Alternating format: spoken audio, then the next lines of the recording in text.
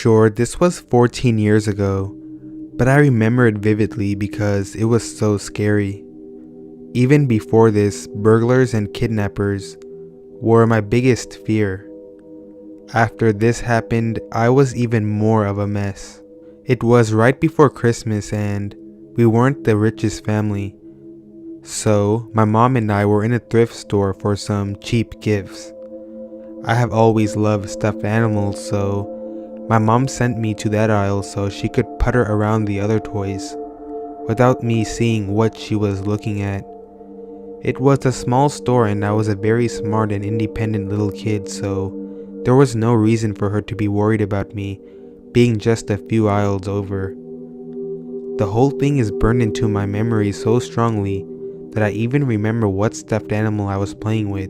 I was holding a white polar bear deciding what I would name him when I heard a psst from the other end of the aisle. I looked up, of course, and at the end of the short aisle of teddy bears was a man. I remember him looking around quickly before stepping into the aisle and leaning down closer to me.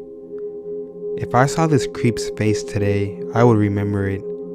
He had dark curly hair, a thick mustache, a black jacket, and those horrible light-washed jeans that were popular in the 90s.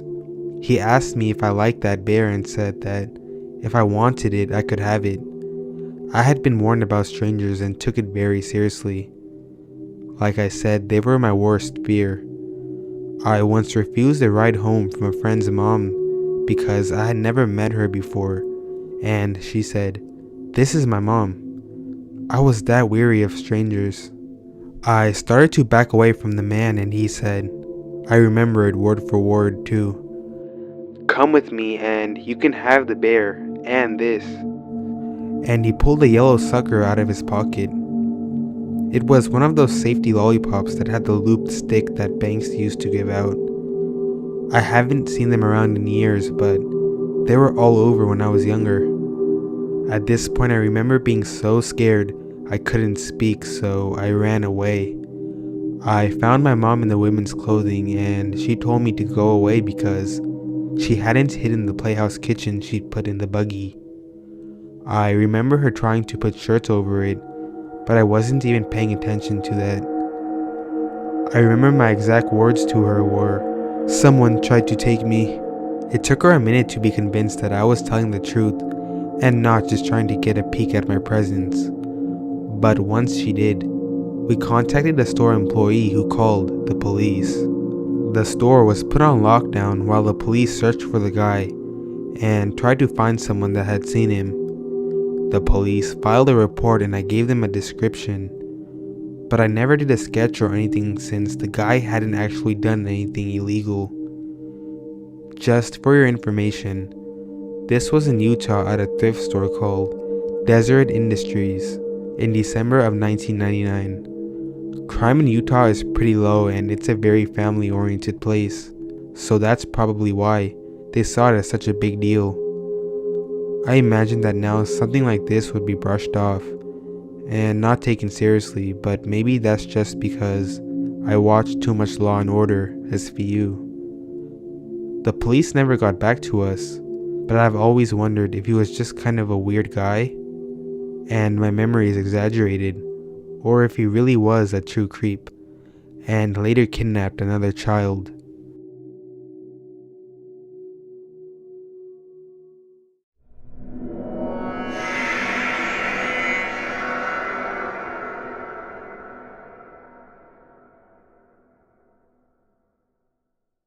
So back in December of 2010, I had one of the scariest experiences of my life. I was living at home with my mom at the time and I had fallen asleep in my bedroom, watching some silly Christmas movie on the Hallmark channel. I fell asleep partway through the movie and woke up just after it went off. I decided to change the channel and see what else was on. I had fallen asleep lying on my back and went to reach for the remote control. As I did so, I realized I couldn't move. I couldn't move my arms or hands or even my hand or neck. I started to panic because I had never experienced anything like this before. I kept trying to sit up or move any part of my body, but it's like I was stuck in quicksand. I could feel my heart beating a million miles a minute and was breaking out in a sweat despite the fact that it was winter time.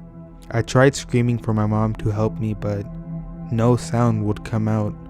Just when I thought it couldn't get any scarier, I started to feel pressure on the front of my neck. It honestly felt like a hand. It started pushing my head backwards into the pillow. At one point, I thought my neck was going to break. I felt this heavy presence all over my body, and I honestly felt like something was trying to kill me. After about 10 or 15 seconds, the pressure went away and I was able to move. I was drenched in sweat and I was shaking and more scared than I had been in a long time. I just sat there quietly for a while, reflecting on what had just happened and trying to figure it out. I was afraid to sleep for weeks and slept with the light on. I moved out of that house that following year and have never had another sleep paralysis incident. At the time, I didn't know what I was experiencing, but after doing some research, I now know it's referred to as sleep paralysis or old hag syndrome. I know there's a scientific explanation, such as your brain isn't awake but your body is, but I think there's a more paranormal explanation. There was at least one death that occurred in that house, and after that I always felt like there was an evil presence there. I don't know how to explain it. I have showed people pictures of the house, and a few of them have said they got a creepy feeling from it. All I know is that I will never go to sleep in that house again.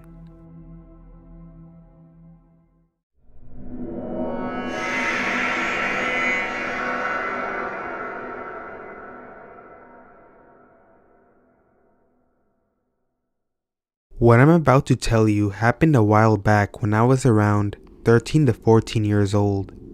I am now 18. I had just made myself a Facebook account. I had a huge crush on this guy who used to be my neighbor and had just moved out of my street. I was super sad that I wouldn't see him again until a surprise one night, opening my Facebook account with a friend request from him. My heart was racing and I was ecstatic. We started talking a bit, but nothing really interesting or attention-seeking for me to develop.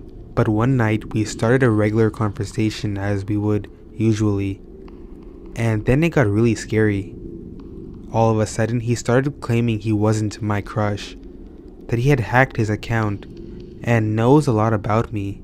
He knew my entire name, which wasn't written on my Facebook profile. I had spoken to my crush about how we used to be neighbors and how he moved out of my street.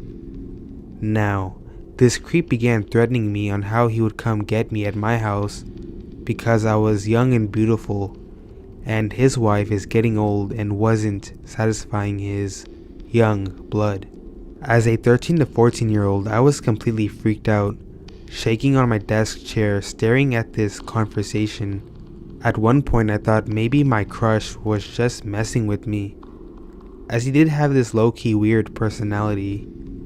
I asked him and he sent me a picture of himself that was clearly taken within seconds, as it was blurry, nasty quality. On the picture was an ugly, old, wrinkly, skinny man, looking like he had been on crack. I was going out of my mind, panicking. My mother had warned me previously on how I shouldn't be making a social media account at this age, but stubborn me did not listen. Now I was scared. I didn't want to tell my mother because I knew she'd be really mad at me. It was around 1 a.m. and I did not know what to do.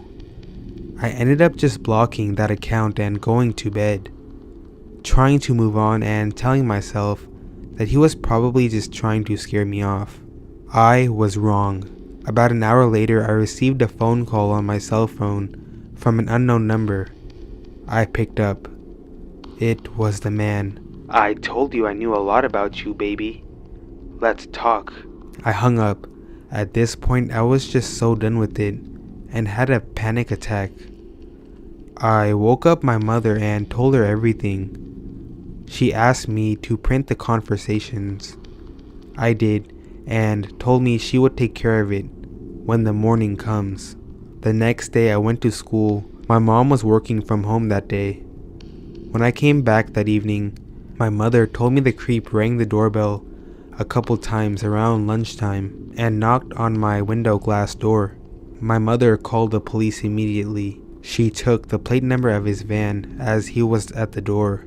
It ended up being a wanted sex offender that was charged with multiple infractions, including creeping on minors.